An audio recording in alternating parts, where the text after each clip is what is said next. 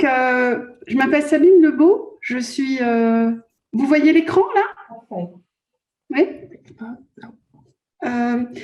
Et donc, Madame Moreau, donc nous sommes toutes les deux mamans de jeunes qui ont été initialement diagnostiquées dysphasiques.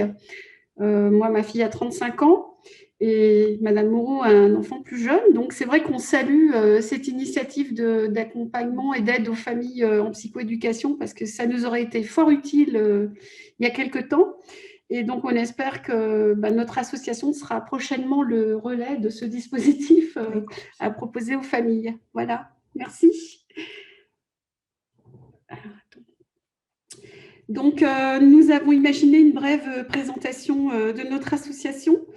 Voilà, donc on a fait juste un bref rappel pour présenter qui était Avenir Dysphasie. Bon, nous, on est l'antenne Alsace, donc c'est une association qui est basée dans toute la France. Mais en fait, il n'y a pas des antennes systématiquement dans tous les départements, dans toutes les régions.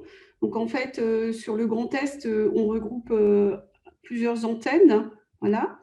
On est plus implanté d'ailleurs sur le Bas-Rhin que sur le Haut-Rhin.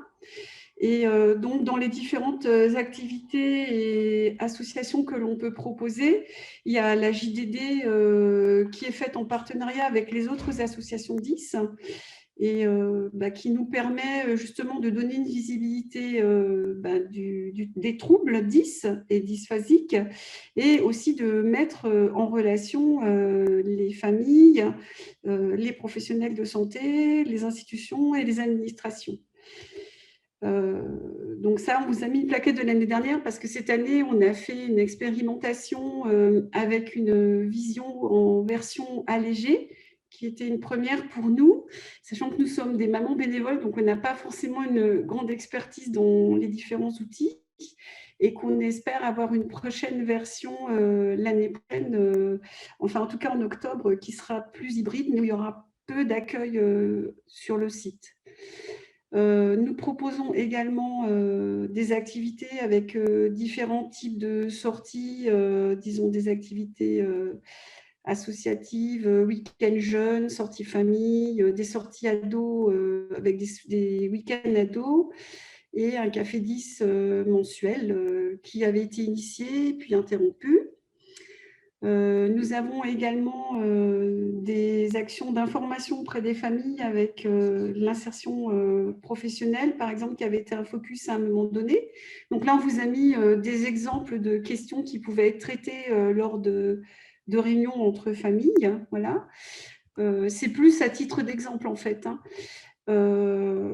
Donc, c'est vrai qu'on a beaucoup de familles qui se tournent auprès de Avenir Dysphasie aussi quand les jeunes, ils sont souvent pris en charge, disons, au moment du primaire et du collège. Puis après, on voit qu'il y a aussi des trous, en fait, et que là, souvent, ils reviennent vers nous parce qu'ils sont un peu en difficulté par rapport à l'orientation. Il y a un atelier qui a été développé aussi en partenariat avec les autres associations 10 qui s'appelle Dans la peau d'un 10. Et donc, c'est un outil qui permet en fait de faire découvrir le handicap invisible qu'il constitue avec une méthodologie qui a été validée. Et donc, on peut répondre soit aux sollicitations d'entreprises, d'établissements, d'écoles, de centres de formation. Et c'est un outil aussi que l'on déploie notamment lors de la JDT ou du mois de l'autre. Alors, donc, pour le mois de l'autre, pour le mois de l'autre, c'est une action qui a lieu tous les ans à peu près au mois de mars. Alors, évidemment, avec le Covid, il y a beaucoup de choses qui ont été modifiées ou interrompues. Qui permet aussi de faire connaître donc nos différentes associations à partir justement de cet outil dans la peau d'indice et d'outils d'outils vidéo et de travail en partenariat avec les classes ou les établissements à la demande. Ça se décline différemment selon les établissements et les sites. Voilà. Nous sommes également membres du CISI, donc qui a une démarche vraiment pour faire de la sensibilisation auprès des personnels non enseignants et enseignants d'éducation nationale. avec justement une démarche pour favoriser au mieux la scolarisation des enfants, sachant que c'est une démarche depuis le début de l'intégration, donc avant l'inclusion, et où il avait beaucoup de choses à construire. Donc les objectifs du CISI, on vous les a remis parce qu'on ne sait pas si tout le monde connaît les différentes associations qui sont satellites autour des 10 et de la Fédé des 10. Donc ils ont surtout pour finalité finalement de favoriser aussi la formation continue et le soutien auprès des enseignants qui n'ont pas la chance d'être à Saint-Charles par exemple ou au Phare et d'avoir déjà sur place des soutiens de formation. Alors, nous avons aussi une participation au niveau du comité école inclusive académique, puisque l'association Avenir Dysphasie avait été associée dès le départ aux créations dans l'académie des différents dispositifs accueillant des élèves 10. Par exemple, pour l'ITEP Saint-Charles, initialement les CLIS, et puis plus tard, selon l'évolution des dispositifs administratifs, les ULIS. Et donc, actuellement, le comité école inclusive académique répond donc aux nouveaux dispositifs législatifs. Et donc, ça consiste en notamment des participations à différents types de réunions associatives et avec les institutions, dont l'Éducation nationale et la MDPH. Donc, Avenir Dysphasie siège également comme représentant des... Mais je ne comprends pas, excusez-moi, j'ai un petit souci. Ouais, il faut que c'est ça qui m'aide. Siège également comme représentant aux diverses commissions à la MDPH comme représentant des usagers, et elle participe plus particulièrement au CDA-PH pour les jeunes, et sachant qu'on est moins sollicité pour les adultes puisque les diagnostics sont plutôt faits avant l'âge adulte, et que donc il y a un partenariat aussi entre les différentes associations qui représentent les usagers. Donc là, on vous a remis les textes puisqu'on ne savait pas qui ça ciblait exactement, donc c'était pour expliquer le fonctionnement, mais je pense que beaucoup de personnes là sont au fait, on ne va pas développer. Donc, nous avons aussi été à l'initiative d'une action de création d'ateliers théâtre avec la maison théâtre de Strasbourg. Donc, cet atelier, il s'adressait à des enfants âgés de 8 à 15 ans. Il n'y avait pas de niveau préalable requis. Et puis, pour les enfants pour lesquels l'activité avait bien fonctionné, il y avait ensuite une passerelle, il y a toujours d'ailleurs une passerelle vers un groupe ordinaire, donc qui permet en fait l'inclusion avec des jeunes tout venants. Donc, c'était d'abord prévu avec 7 séances les samedis, et puis maintenant, nous avons été à l'initiative, mais maintenant, l'atelier théâtre, en fait, fait partie intégrante de l'offre d'activités de la maison théâtre, et ça nous paraissait particulièrement intéressant puisque ce sont des jeunes qui ont un trouble du langage oral. Voilà. Là, on vous a mis comment contacter les membres de l'association, et on espère bien être contacté notamment pour donc, le dispositif que vous avez présenté. Et je vais donc passer la parole à Madame Moreau qui vous propose un tout petit témoignage du parcours qu'ils ont eu en famille avec leur fils et qui illustre très bien une des vignettes qui a été présentée en matinée pour le cursus que peut avoir à suivre une famille. Merci.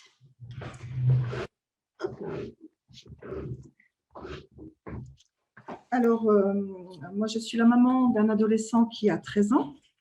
Donc, je vais vous raconter un peu le parcours diagnostique.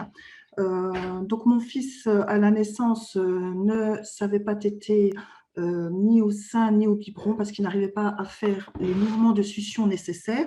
C'est le premier indice qui nous a montré que quelque chose n'allait pas et ne fonctionnait pas correctement chez lui. À cela s'est ajouté un manque de babillage complet. Aucun son ne sortait de sa bouche. À l'âge d'1 an, on a prévenu le pédiatre de nos inquiétudes, qui nous a rassurés en nous disant qu'il ne fallait pas qu'on s'inquiète, qu'il était encore petit.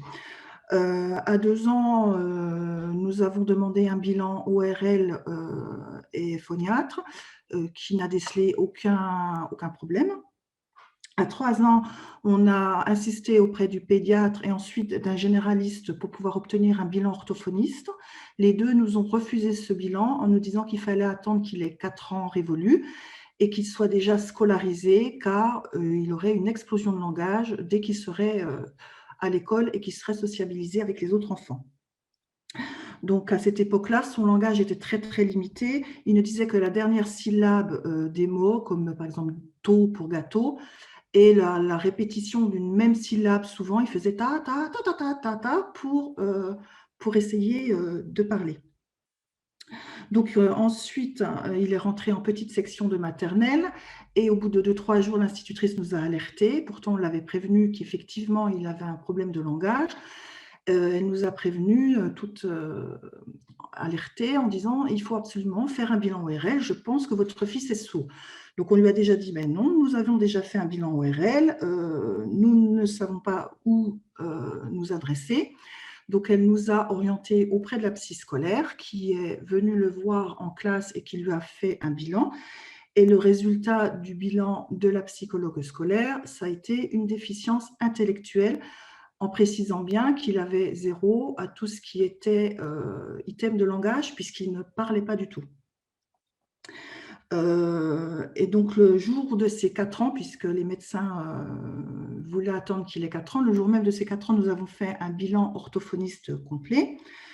Et comme nous nous étions déjà, nous, de notre côté, un peu renseignés sur les troubles qui existaient, on a interrogé l'orthophoniste sur une éventuelle dysphasie et elle nous a effectivement dit qu'elle soupçonnait une dysphasie, même si elle ne pouvait pas le dire lors d'un bilan initial, puisqu'il n'y avait pas eu de prise en charge, mais que c'était une piste qui était fort probable. Elle nous a orientés sur le centre référent des troubles des apprentissages de Besançon, puisque nous habitions en Franche-Comté, et vers une neuropédiatre, en attendant une neuropédiatre libérale. Donc, la neuropédiatre lui a prescrit une IRM et un encéphalogramme qui étaient normaux. De notre côté, nous avons continué nos recherches avec un bilan psychomoteur. Effectivement, il y avait des problèmes au niveau de la psychomotricité, donc il a eu un suivi. On a mis en place 3 séances d'orthophonistes de 45 minutes chacune auprès de 2 orthophonistes différentes. Une orthophoniste qui travaillait l'entrée dans la lecture avec la méthode d'imprégnation syllabique, et une autre orthophoniste qui mettait en place un moyen de communication alternatif avec la méthode Macathon, donc qui associe des pictos et la langue des signes simplifiée tout en respectant la syntaxe de la parole orale et non pas la syntaxe de la langue des signes. Donc, lors de ces 4 ans, mon fils est passé au centre référent des troubles des apprentissages de Besançon. Donc, il a eu un diagnostic final de dysphasie massive de tic phonologique et syntaxique, avec troubles de motricité globale et fine et problèmes attentionnels. Suite à ça, et n'ayant pas de dispositif spécifique dans notre région, nous avons emménagé en Alsace pour qu'il puisse rentrer dans le dispositif des Ulysse TSL avec une prise en charge globale par le CESAD Saint-Charles. Donc, il a pu bénéficier avec le CESAD Saint-Charles d'un suivi orthophoniste, psychologique, ergothérapique, psychomotricien et une prise en charge, je crois que j'ai tout dit, orthophoniste, psychologique, psychomotricien et ergothérapeute. Donc, il a pu, tout au long de ses années d'Ulysse au primaire, développer son langage avec une petite particularité, c'est qu'il avait quand même un langage, un vocabulaire très riche et un langage assez soutenu, ce qui était quand même un peu atypique pour un dysphasique. Donc, il a vraiment bien progressé grâce au dispositif Ulysse et grâce à l'Institut Saint-Charles et à toutes ces prises en charge, à tel point qu'en CM2, il était en inclusion complète en classe ordinaire, avec quand même encore le soutien du dispositif Ulysse, mais il a pu sortir de ce dispositif pour revenir en 6e en milieu ordinaire. Avec une AESH, un ordinateur et des aménagements. Et nous avons aussi pu bénéficier du soutien de Madame Rounet et de Madame Schmidt, qui est sa collègue par rapport aux troubles praxiques. Et l'accompagnement par le CESA de Saint-Charles a pris fin à ce moment-là, comme il avait quand même déjà beaucoup progressé. Donc, son langage est encore un peu difficilement compréhensible par des personnes qui n'ont pas l'habitude, car il a encore beaucoup de problèmes de prononciation. Et donc, au cours de cette année de 6e, donc l'année dernière, notre fils a développé un trouble anxieux généralisé, donc il s'est ajouté aux autres diagnostics qui s'étaient aussi développé au cours du primaire, puisqu'on était parti d'une dysphasie.